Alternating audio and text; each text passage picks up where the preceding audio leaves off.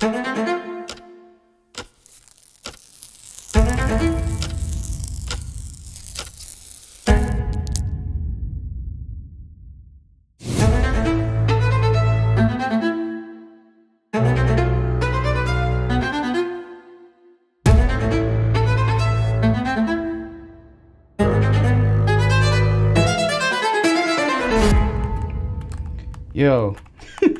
this iPhone 15 Pro is fire. Yo, Andy, I'm about to go to this Haitian restaurant and get something to eat. You want something? Nah, I'm good. All right, cool. Hey, when you gonna pick up your iPhone 15 Pro? Yeah, I'm not gonna upgrade. What? I don't think it's worth it. Why not? I mean, I got the 13 Pro and I like the way it feels in my hand, and the notch doesn't really bother me all that much anymore.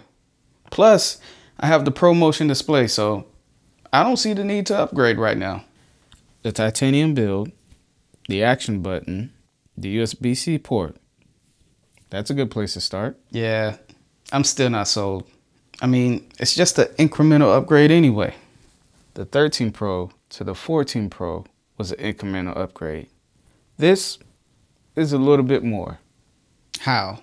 Bruh, the key differences between the 13 Pro and the 15 Pro is the titanium build instead of the stainless steel, the always on display, dynamic island, the action button instead of the switch, a 48 megapixel main camera, and of course, USB-C instead of the lightning.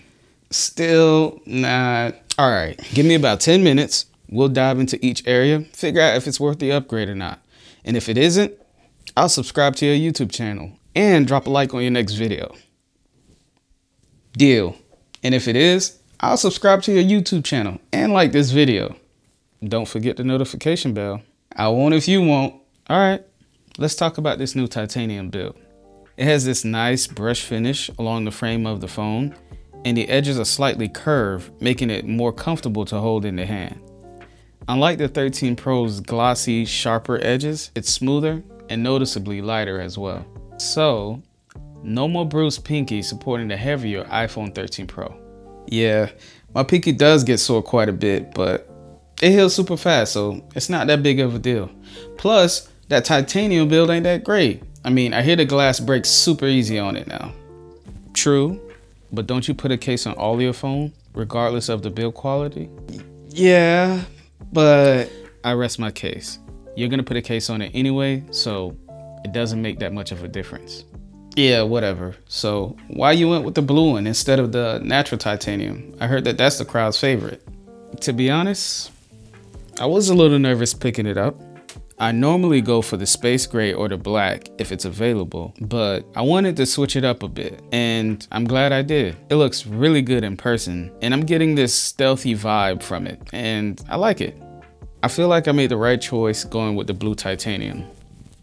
Which one would you go for? You know what? Don't worry about it now. Just text me about it in the comments before this video ends. Yeah? All right. Where was I? Oh yeah, the 15 Pro has the always on display, and I feel the same way about it as I did on the Apple Watch. It's great. I really like being able to glance at my phone and seeing what notifications I have popping up or track orders with the live activity feed. Wouldn't that be annoying though?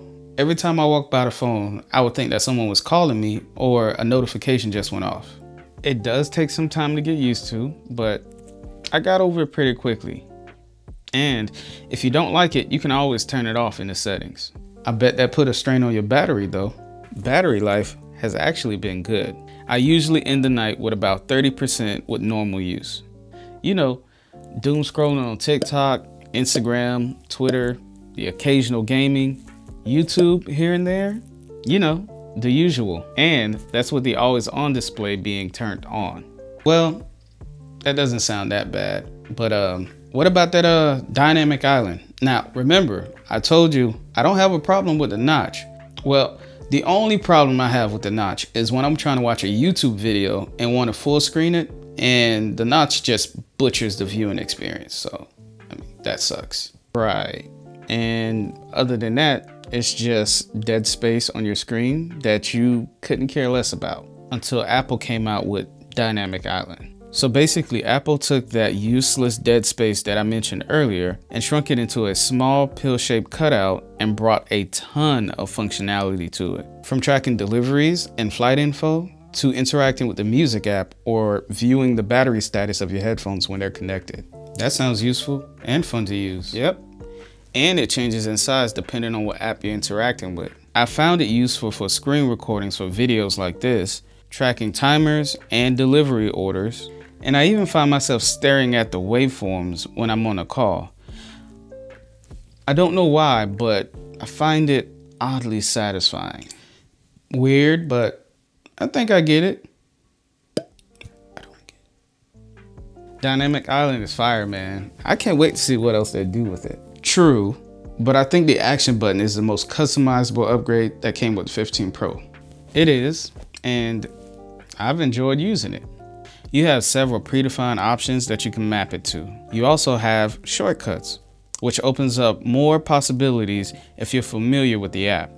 And you could get real specific with certain apps, like the camera app, for example. When you select the app, you can then choose which shooting style you want it to open up to, which is really convenient. I've used it for the camera, YouTube, Notion, and now YouTube Studio.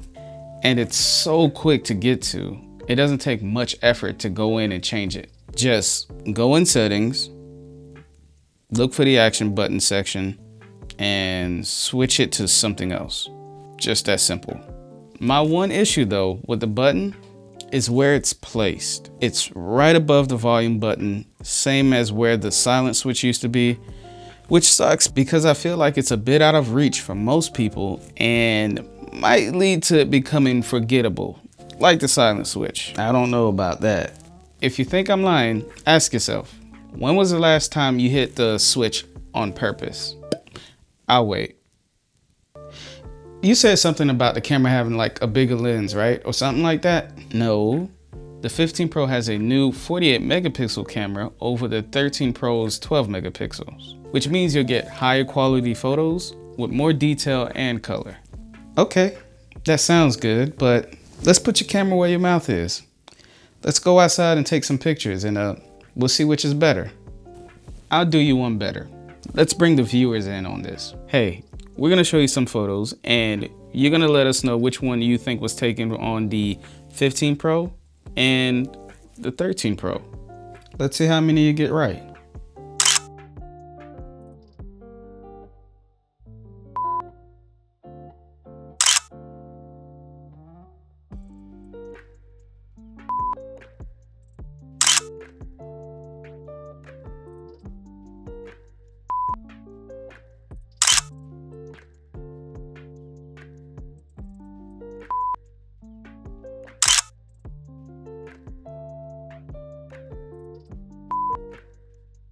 Well, did you get them all? Which one happened? Don't let him intimidate you. Just text us in the comments below. Let us know how many you got right and what gave it away. What the? You suck! Hey, I'm just a reflection of you. But you know what doesn't suck? This video quality though. Hold on. Here, take a look. Here's some footage I shot watching a youth football game. I shot at 1x, 2x, and 3x zoom. And the quality didn't drop that much.